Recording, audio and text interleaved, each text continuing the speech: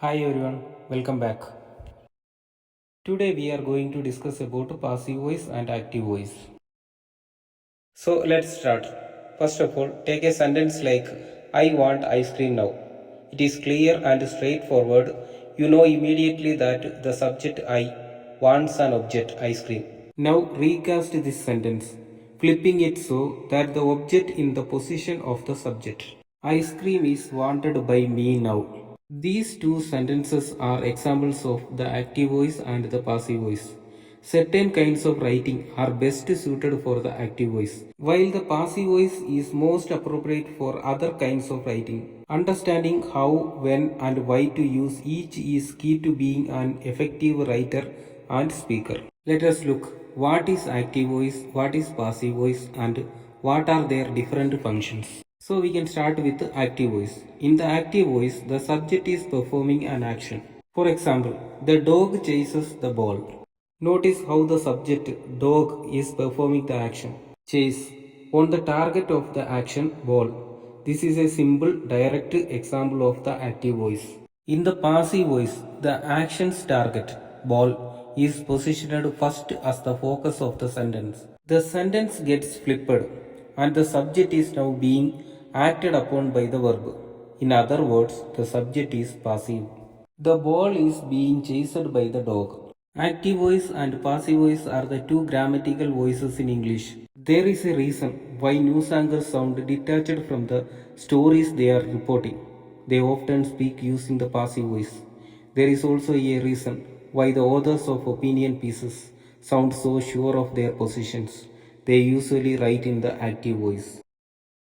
As we have learned, in the active voice, the sentence's subject performs the action. Here are two examples of sentences in the active voice.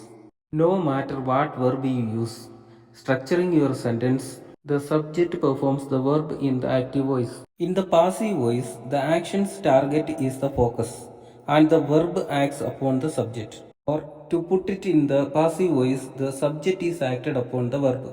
Every sentence in the passive voice contains two verbs. Take a look at the previous examples, now written in passive voice. Notice how the targets of the action, also the direct objects of the sentences, are now the focus. The sentences now contain a form of to be, is and are, and the main verbs past participle, liked and loved. Often sentences in the passive voice are longer than sentences in the active voice, simply because they have to include additional words like prepositions. Take a look at this sentence in the passive voice. Summer break is loved by my friends. However, sentences written in the passive voice don't necessarily need a preposition. Take a look at the example sentences. The passive voice has a subtler tone than the active voice has. Sometimes your writer needs this tone. Like when you want your reader to focus on the action being described or the action's target rather than on who or what is performing the action. This is why the passive voice is used in lab reports. It conveys scientific objectivity by minimizing the focus on the doer of the action. Active and passive voice usage.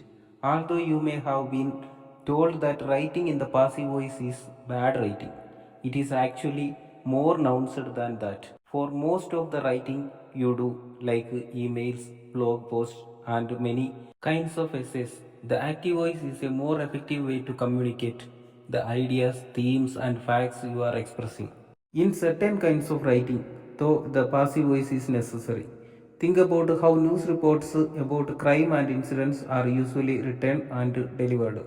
In these kinds of reports, the passive voice is used to emphasize the action that occurred rather than the individual or group who committed the action, often because the person isn't known or hasn't yet been found guilty of the offense. How to change passive voice to active voice?